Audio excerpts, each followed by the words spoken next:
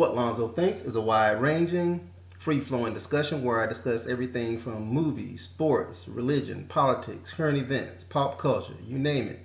If it's happening, I'm talking about it. It's unsolicited, but hey, it's my opinion, so I talk about it anyway. All right, PRiNCe, Come, released August 16th, 1994.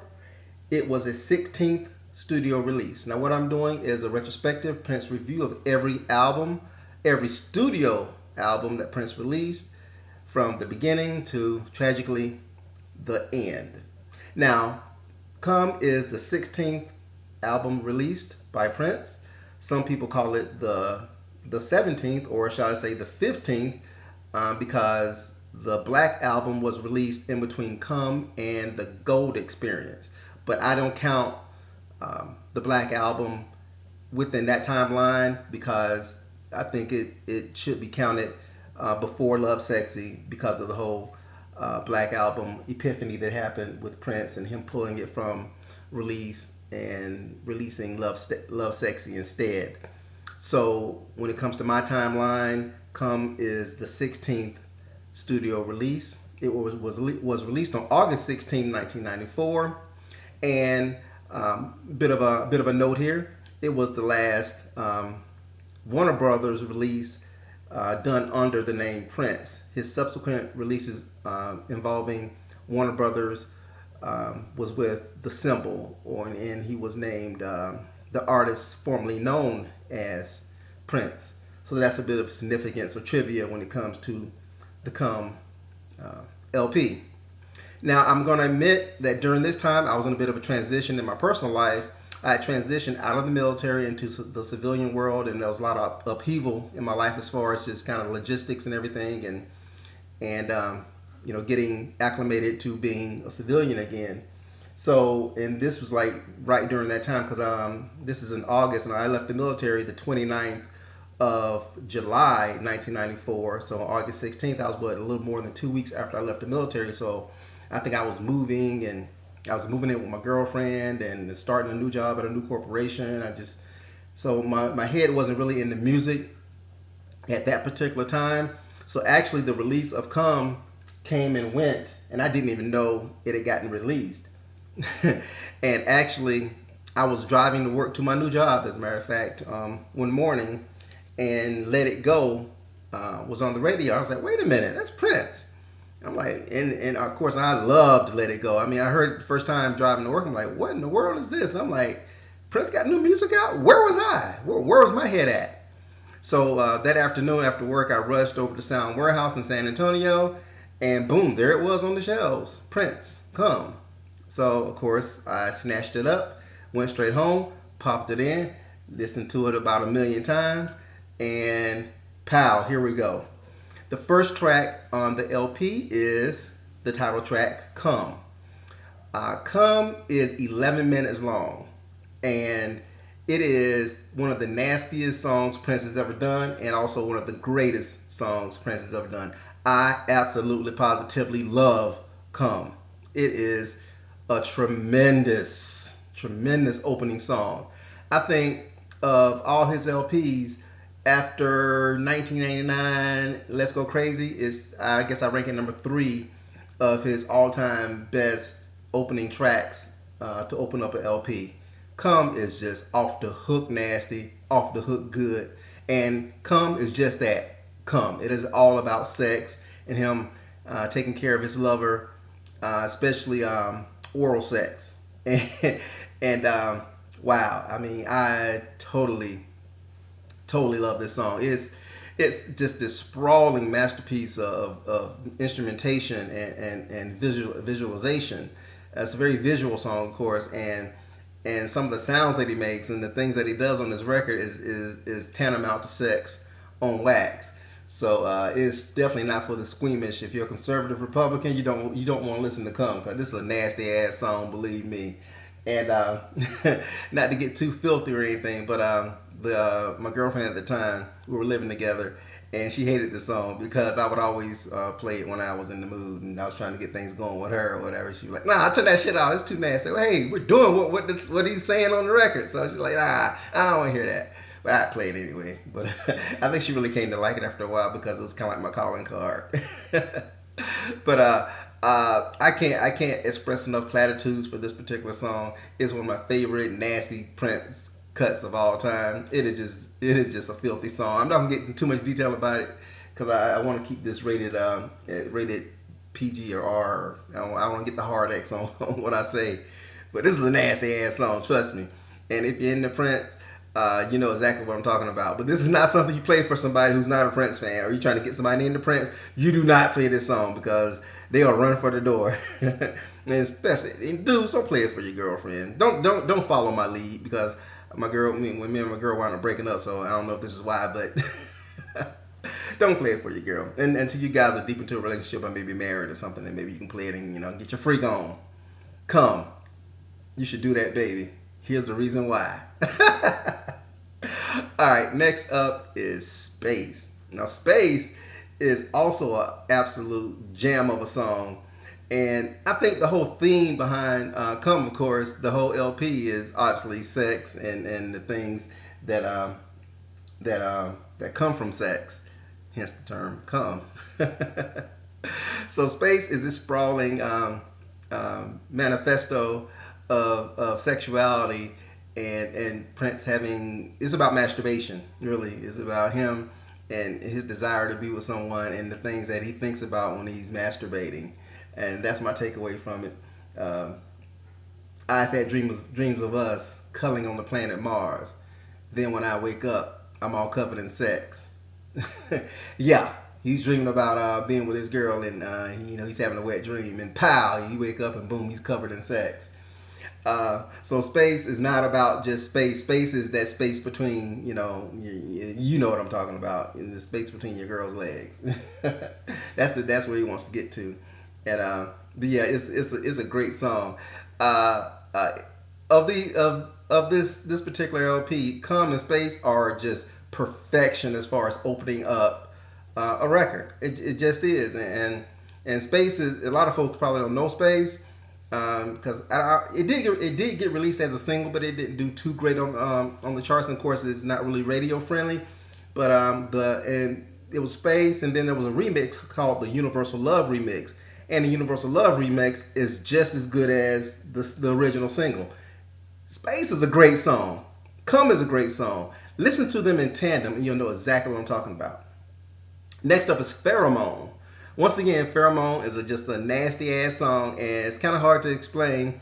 But it's obviously a sex driven song, and it's a nasty song, and he's explaining bondage. He's talking about bondage and sadomasochism and things of that nature, and he's really getting down into the minutia of dirty sex.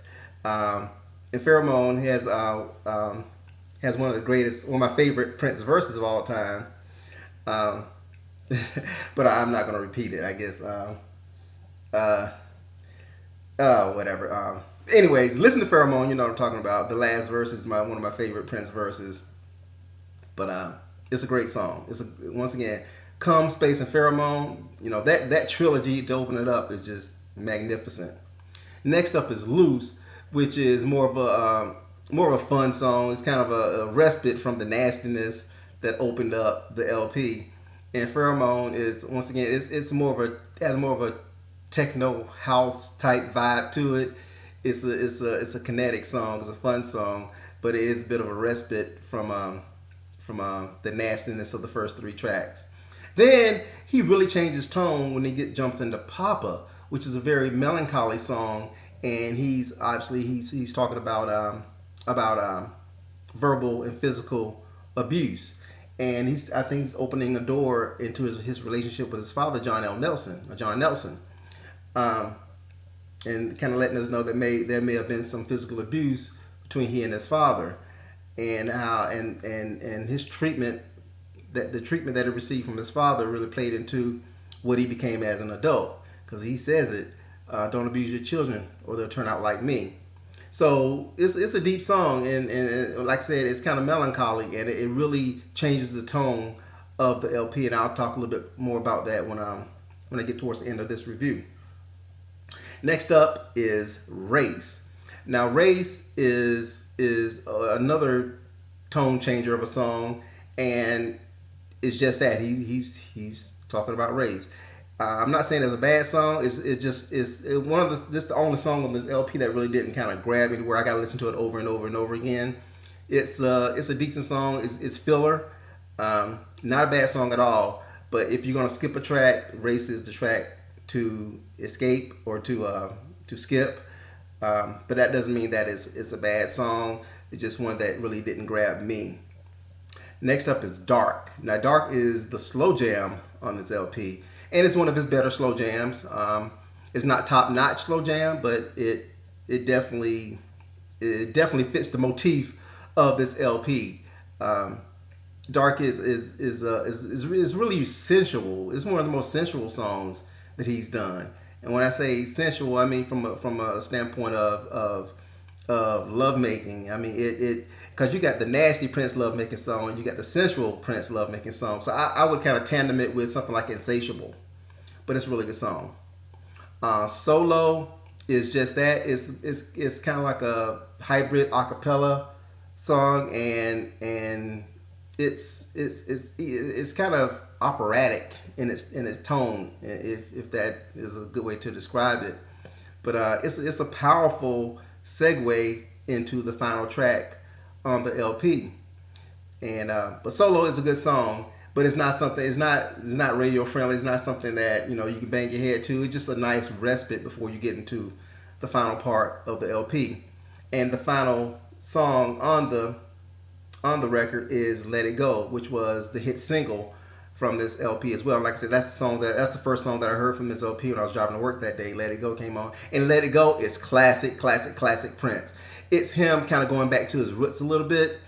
It's the PRiNCE that you knew from, I think, the early '80s, early to mid '80s. It has that kind of a feel to it, and the vocalization and the lyrics and the arrangement are top notch. It's a really good song. It's a song that's very re-listenable. It's one of those songs where if I hear it once, I gotta hear it twice. I can't just listen to it one time, be done with it. It has a really good hook to it. The vocalization is really good. I love the instrumentation, the vocalization on this particular track. So it's definitely, of all the songs on the LP, it's probably the most radio friendly, the most user friendly, and the most re-listenable. And it's also one of the top tracks. And I think "Let It Go" of the post '90s PRiNCE is one of his best songs post '90s. And finally, there's another track. "Orgasm" is not actually a song; it's more of just a segue. Because at the very beginning, I said I was going to talk about this. At the very beginning of the record, "Come," you have a bit of an interlude before you jump into the song. And it sounds like they're on a beach or something. You got the water and everything. So "Orgasm" is just that. "Come" is like the foreplay. "Orgasm" is just that. It's basically, this is sex on wax. This whole LP is basically, the concept is more like sex on wax. So you got the foreplay with "Come," and you got the actual act itself, and of course the last track, which is "Orgasm," and it's just that. It's the orgasm, and the girl on the record, the voice on the record, is pretty much that. She has an orgasm. So when it comes to buck nasty PRiNCE, this is definitely an entry that if you're into that side of the PRiNCE persona, is definitely the way to go. Now, my overall analysis, like I said, "Come" came out of nowhere for me. No pun intended. But yeah, "Come" came out of nowhere for me. And it was a really, really pleasant surprise for me. This album doesn't really get a whole lot of recognition or fanfare, but that doesn't mean that it's not good. Not at all. It made the top 10.